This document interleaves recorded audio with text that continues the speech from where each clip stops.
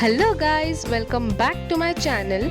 In this video, we'll be doing the most unique decoration for Ganesh Chaturthi with the help of a hula hoop ring. So let's get started. To make the floral ring, we'll need a large size hula hoop ring and some garlands of your choice. Now take these plastic garlands and wrap them around the hula hoop ring as you can see in the video.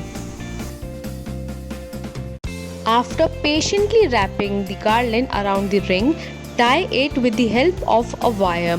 As you can see, you just need to tie the wire in a loop without cutting it with the scissor. So here our floral garland is ready. Now let's move on to the decoration part. Take any sort of warm LED or circuit lights and fix it properly on the window or any kind of hangings. Then take a satin cloth of white color, hang it on the same window, or you can use some hangings, or you can even use some wires to just hang the curtain. After this, take some beautiful mirrored laces or garlands of silver color to hang on the white satin curtain. Further, take a bright red color velvet cloth and cover the uppermost portion of the table. You can cover the lowermost portion of the table with any old cloth you have. Now take some white and red garlands and cover the tabletop from all the four sides with these garlands. Attach these garlands to the table with the help of a safety pin or awl pin.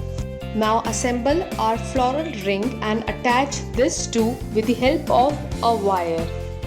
For some aesthetic look, here I have kept some golden vases and I have used them as a candle. Secondly, I have taken a silver bowl and dropped some real and leftover petals.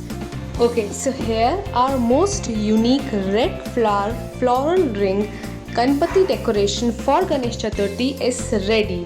Just put an asan in between and it's completely ready. I hope you like the video. Thank you so much for watching the video so patiently. Have a nice day and do not forget to like, share and subscribe to my channel. And for any queries, do mention them in the comment section. Thank you so much.